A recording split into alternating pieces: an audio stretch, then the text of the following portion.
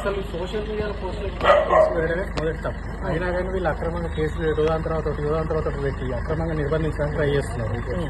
చాలా సార్లు మనం హైకోర్టు కూడా పోయినాము, వాళ్ళు ఆల్రెడీ రిలీఫ్ ఇచ్చినారు. అయినా కానీ హైకోర్టు ఆర్డర్ కి కూడా వ్యతిరేకంగా వీళ్ళు ఇట్లా అక్రమంగా నిర్బంధంగా విధిస్తున్నారు. నేను కన్ఫెషన్ లో ఏమీ చెప్పలేదు, వాళ్ళు ఇష్టం వచ్చింది రాసుకున్నారు. ఇది మీడియాకి లీక్ చేస్తారు, మళ్ళీ అనవసరంగా ఒక లేనిపోని అపోహలు సృష్టించే ఒక రిపోర్ట్ ఒకటి మీడియాకి లీక్ చేస్తారు. నేను అసలు ఏమీ చెప్పలేదు, నా మీద పెట్టిన ఏ ఆరోపణ నేను ఒప్పుకోవట్లేదు.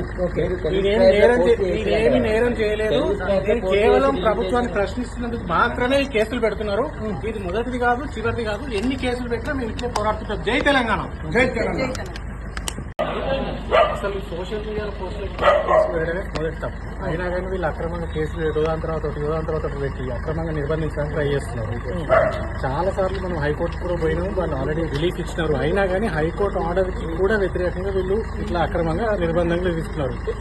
నేను కన్ఫెషన్ లో ఏమీ చెప్పలేదు, వాళ్ళు ఇష్టం వచ్చింది రాసుకున్నారు. ఇది మీడియాకి లీక్ చేస్తారు, మళ్ళీ అనవసరంగా ఒక లేనిపోని అపోహలు సృష్టించే ఒక రిపోర్ట్ ఒకటి మీడియాకి లీక్ చేస్తారు. నేను అసలు ఏమీ చెప్పలేదు, నా మీద పెట్టిన ఏ ఆరోపణ నేను ఒప్పుకోవట్లేదు. నేనేమి నేరం చేయలేదు. నేను కేవలం ప్రభుత్వాన్ని ప్రశ్నిస్తున్నందుకు మాత్రమే ఈ కేసులు పెడుతున్నారు. ఇది మొదటిది కాదు, చివరిది కాదు. ఎన్ని కేసులు పెట్టినా మేము ఇట్లే పోరాడుతుంటాం. జై తెలంగాణ. జై తెలంగాణ.